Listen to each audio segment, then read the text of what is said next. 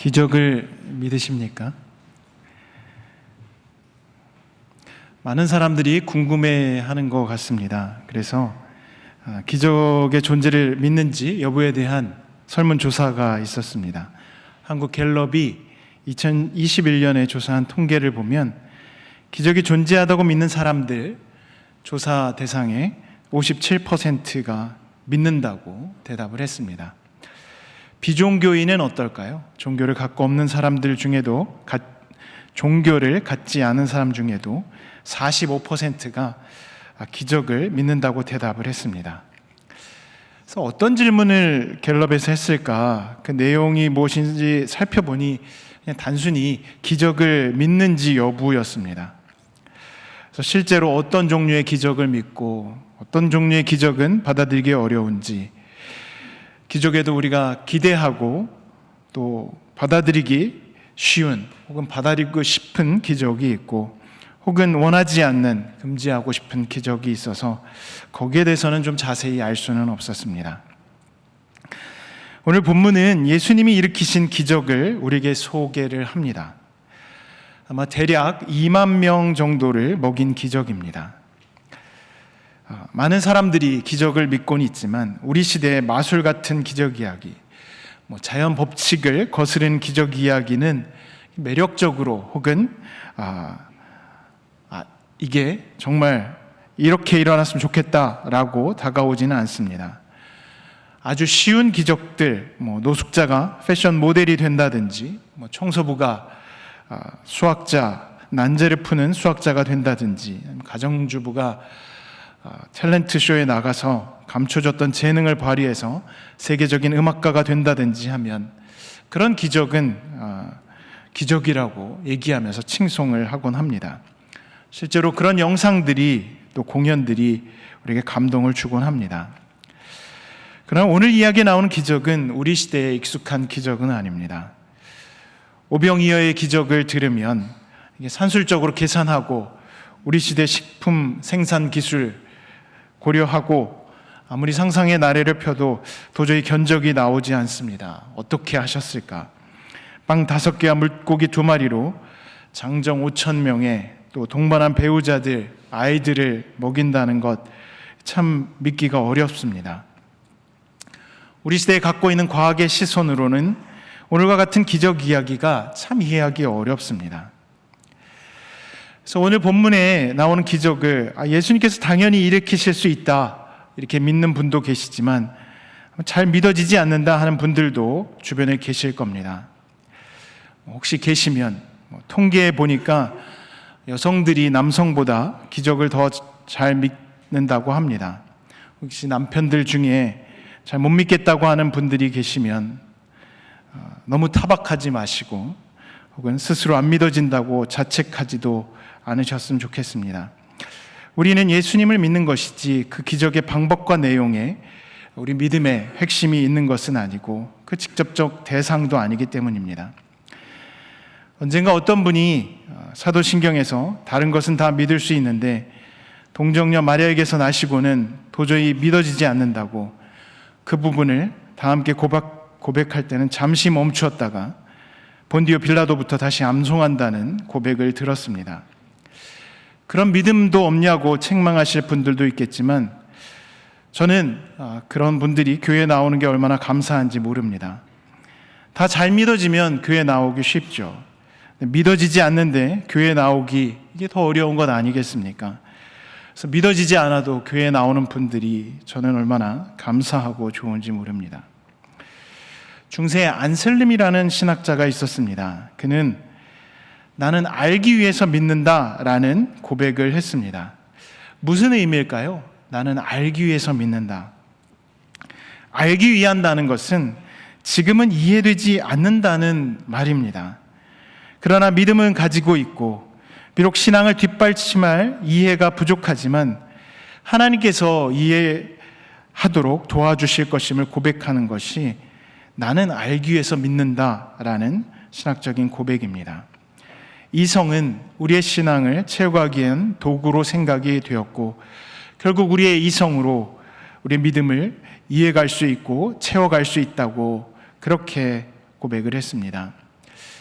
오늘 기적 이야기도 우리가 지금 우리의 과학의 시선으로 또 이성으로 이해하기 어렵지만 우리 신앙의 여정 가운데서 각자에게 적합한 이해를 또 답을 하나님께서 주시리라 믿습니다. 오늘 기적은 과학적인 차원 말고 그보다 더 중요한 차원에서 이해하기 어려운 부분이 있습니다. 그것은 예수님의 시험과 연결이 됩니다. 광야에서 사탄은 내가 하나님의 아들이거든 이 돌들에게 빵이 되라고 말해보라 라고 예수님께 도전을 하고, 예수님은 거기에 대해서 성경에 기록하기를 사람이 빵으로만 살 것이 아니라 하나님의 입에서 나오는 모든 말씀으로 살 것이다 라고 답변을 했습니다. 공생애 전에 예수님은 광야에서 돌로 빵을 만들라는 사탄의 시험을 거부했습니다. 그런데 표면적으로 보면 오늘 본문은 그 기적이 사탄이 시험했던 바로 그 사안입니다. 돌로 빵을 만드는 거나 아니면 빵 5개로 2만 명을 먹이는 거나 차이가 있을까? 이렇게 질문하는 분도 있고 그건 차이가 있는 거 아니냐 말씀하실 분들도 있을 텐데, 배고픔을 채우기 위한 기적이라는 점에서 유사한 내용을 담고 있습니다.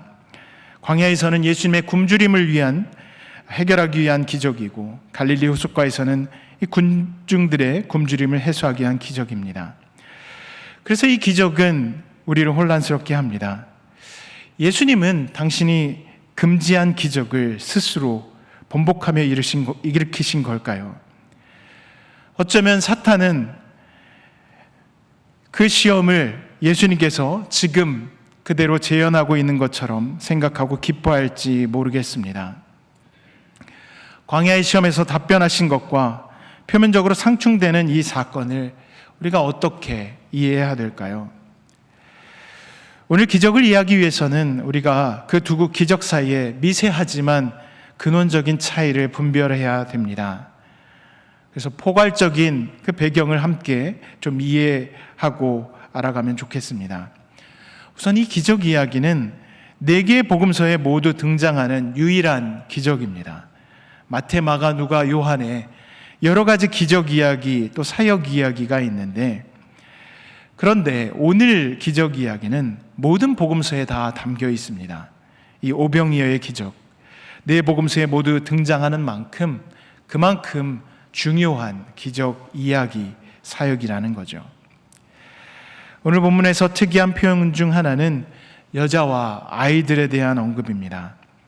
먹은 사람은 여자들과 어린아이들 외에 어른 남자만도 5,000명쯤 되었다라고 본문은 명시합니다. 왜 어린아이와 여자가 언급이 되었을까? 보통의 경우 머릿수에 남자들만 들어가고 장정물만 들어가고 여자와 어린아이들은 포함이 안 되어 있는데, 오늘 그 둘을 명시하는 이유, 그것은 다른 의미보다는 예수님의 말씀을 들으러 모인 이들이 정치적인 무리, 소요를 일으키려는 무리가 아니었다는 것을 밝혀줍니다.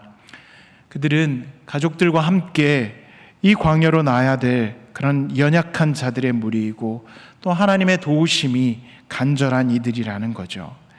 그래서 예수님은 그 가장 연약하고 도움이 간절한 이들에게 기적으로 그들의 간구에 응답해 주십니다. 또 오늘 예수님 주변에 모인 사람들이 먹은 음식은 빵과 생선입니다. 갈릴리 농부와 어부들의 식사에서 가장 기본적인 음식이라고 합니다.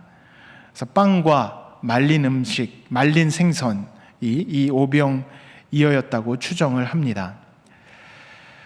다시 말해서 예수님은 기적을 통해서 우리가 먹을 것을 고급 음식이나 숯불구이 생선, 과일 혹은 포도주가 아니었습니다. 하나님의 섭리로 그들이 받은 것은 일용할 식사였습니다. 또한 본문은 그들은 모두 배불리 먹었다, 남은 부스러기를 모으니 12광주리에 가득 찼다고 합니다. 남은 부스러기가 12광주리에 가득 찼다고 하니까 보통 차고 넘치는 그 풍요를 생각하기 쉽습니다. 하지만 당시 2만여 명이 먹고서 남은 부스러기가 12광줄이라면 실제로는 얼마 되지 않는 양인 거죠. 요즘 2만 명 이상이 모인 축제에 남은 쓰레기 몇 톤 정도 되는지 아십니까? 보통 2톤 이상이 나온다고 합니다. 그러면 12광주리는 얼마 되지 않죠. 그래서 오늘 기적은 막 풍족하고 풍요로운 그런 식사를, 만찬을 얘기하는 것이 아니라 예수님께서 가르치신 기도, 오늘 우리에게 일용할 양식을 주소서라는 그 기도를 떠오르게 하는 기적인 겁니다. 그래서 일용할 양식, 배부르게 먹지만 풍요해서 넘치고 남는 그런 식사는 아닌 그 일용할 양식을 예수님께서는 제공하시고 그 무리의 간절한 기도에 응답하시는 분임을 오늘 밝혀줍니다. 그래서 초대교회는 이 기적을 두고 한편으로는 마르시온의 입을 막고 다른 한편으로는 만몬 숭배를 거부한다고 가르쳤습니다. 마르시온은 물질 세계는 악하다고 주장하는 무리였습니다. 그래서 그들은 하나님께서 우리에게 주신 육체와 물질 세계의 선함을 거부하고 육체와 물질은 악하기 때문에 벗어나야 한다고 주장을 했습니다. 그래서 그들은 육신으로 오신 예수님을 받아들일 수 없었고 성육신을 거부했습니다. 초월적인 삶만을 강조를 했죠. 그러나 오늘 기적을 통해서 예수님은 빵과 물고기를 군중들에게 먹이심으로 하나님께서 창조하신 이 물질 세계와 이 모든 것들이 소중함을 우리에게 되새겨 주신다는 겁니다. 창조 세계, 그것은 너무나도 소중하고 중요한 세계입니다. 다른 한편으로는 만몬 숭배 혹은 우리 시대로 말하면 무신론적 유물론이라 허황된 소비주의를 이 기적은 거부를 합니다.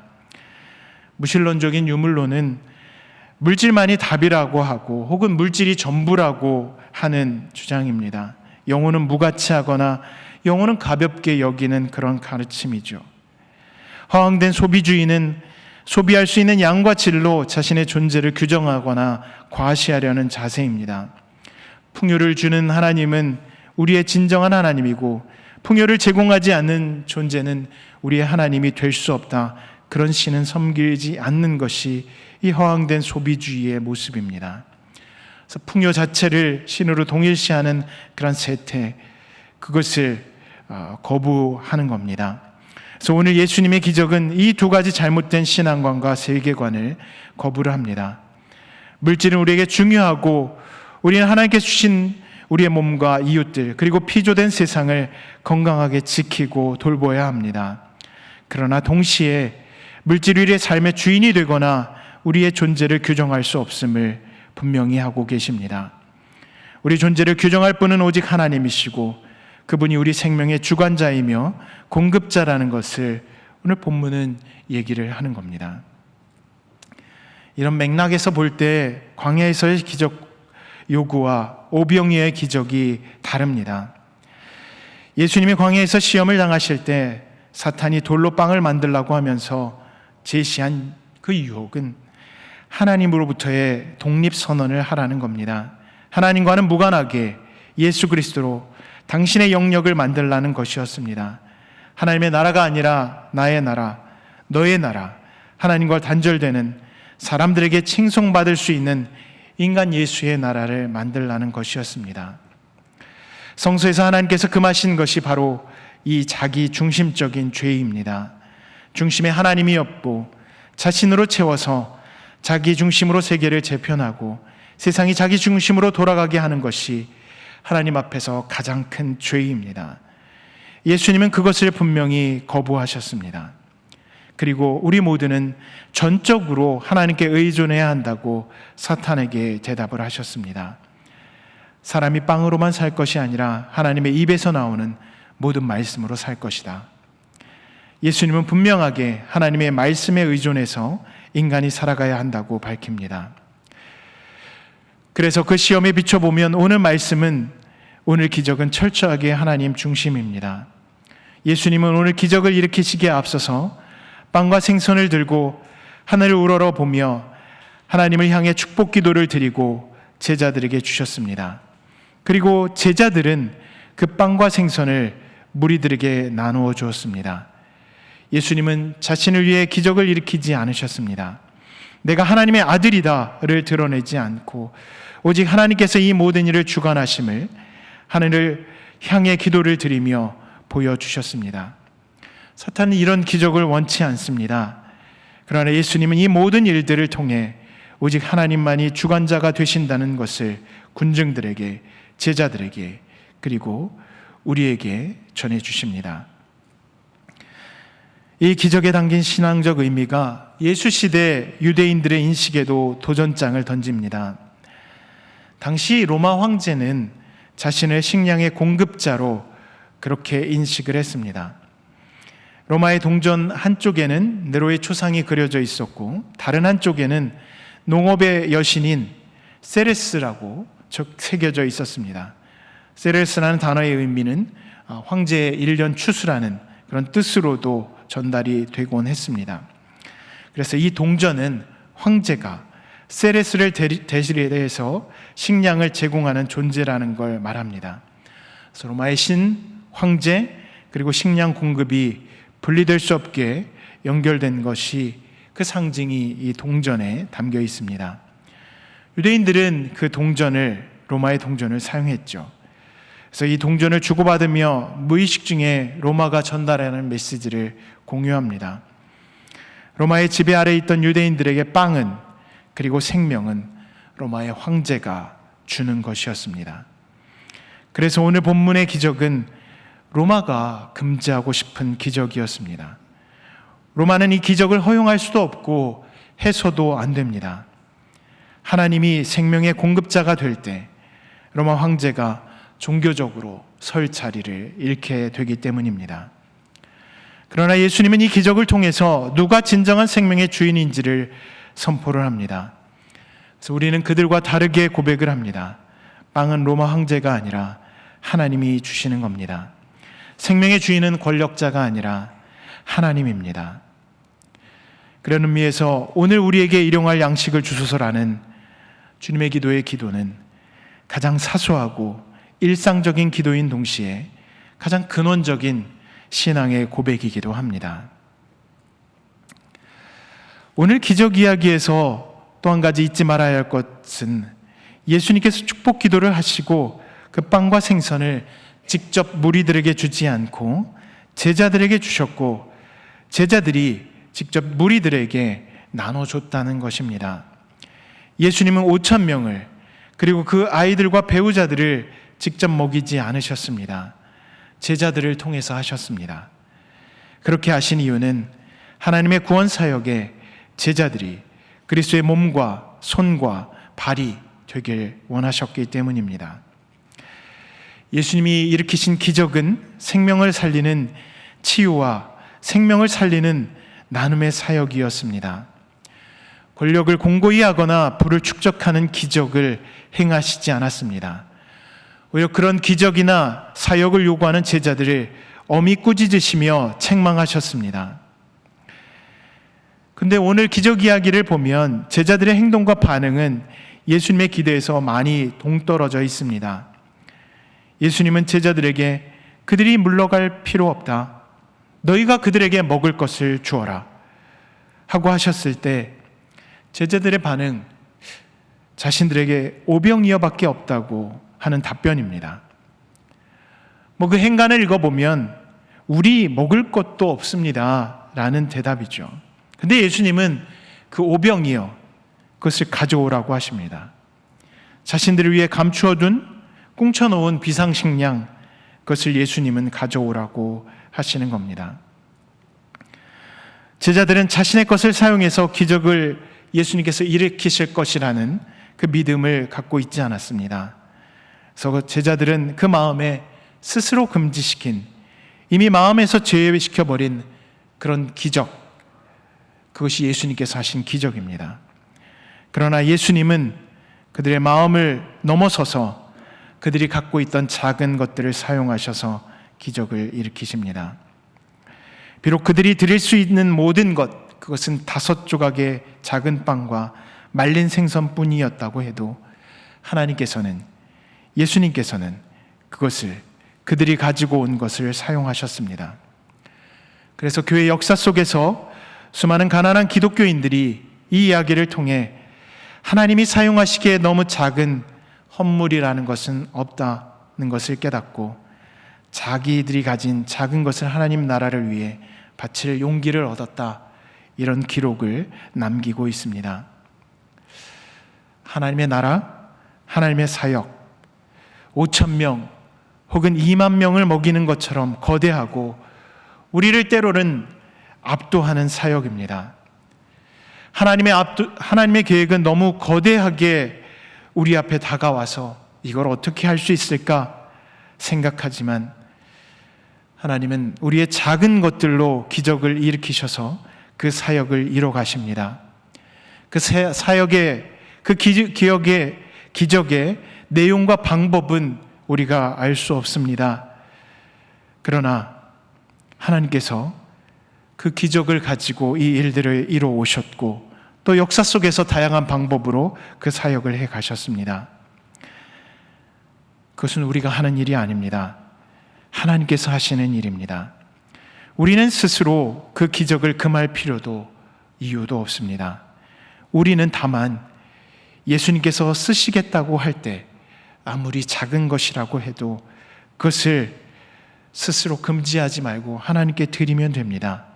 그러면 하나님께서는 우리를 통해서 우리와 함께 하나님께서 정하신 시간과 방법과 그리고 하나님의 능력을 가지고 당신의 사역을 그리고 기적을 일으키시며 그 나라를 이루어 가실 것입니다.